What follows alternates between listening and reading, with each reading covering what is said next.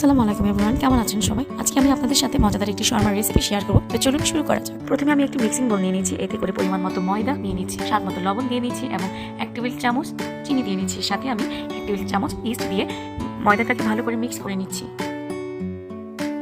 এখন আমি এর সাথে সামান্য তেল দিয়ে ময়দাটাকে আবার মিক্স করে নিচ্ছি। এখন আমি পরিমাণ মতো কুসুম গরম পানি দিয়ে একটি সফট ডো তৈরি করে নেব। মনে রাখতে হবে ডোটা যেন সফট হয়। আপনারা এখন দেখতে পাচ্ছেন আমার ডোটি কতটা সফট হয়েছে। এখন আমি ডোটিকে রাউন্ড শেপ দিয়ে সামান্য তেল ব্রাশ করে ডোটিকে আমি 1 থেকে 1.5 ঘন্টার জন্য রেস্টে রেখে দেব। আমি একটি বাটিতে চিকেনের কিছু টুকরো করে রেখেছি।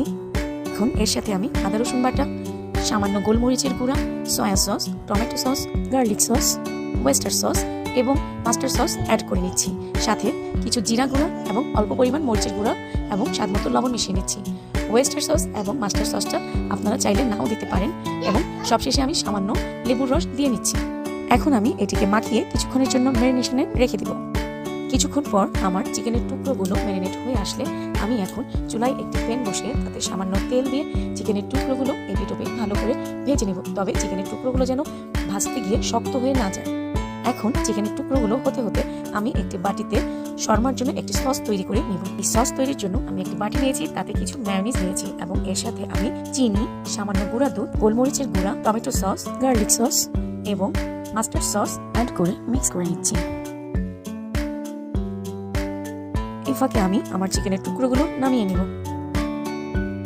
এখন আমি শর্মাতে ব্যবহার করার জন্য একটি বাটিতে কিছু ক্যাপসিকামের টুকরো এবং কিছু গাজরের টুকরো করে রেখেছি, যা আমি চিকেন যে বাটিতে ম্যারিনেট করে নিয়েছি ওই বাটিতে আবার এটাকে একটু মাখিয়ে একটি প্যানে সামান্য তেল দিয়ে হালকা ভেজে নিব। ব্যাস, আমার শর্মার জন্য সবগুলো উপকরণ তৈরি হয়ে গেছে। এখন আমি যে ডো তৈরি করেছি রুটি বানিয়ে নিব।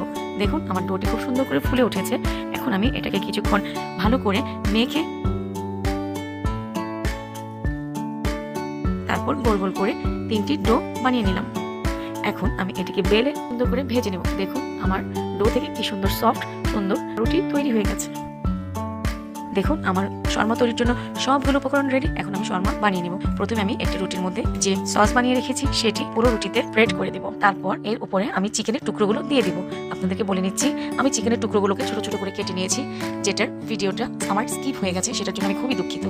চিকেনের টুকরোগুলো দিয়ে তারপর এর উপরে আমি ক্যাপসিকামগুলো দিয়ে দিব এবং তার উপর আমি শসা কুচি দিয়ে দিব। তারপর এই শসা কুচির উপরে আমি সামান্য মেয়োনিজের যে সসটা তৈরি করেছি সেটা আবার একটু লাগিয়ে নেব। ব্যাস, তৈরি হয়ে গেল আমার শর্মা।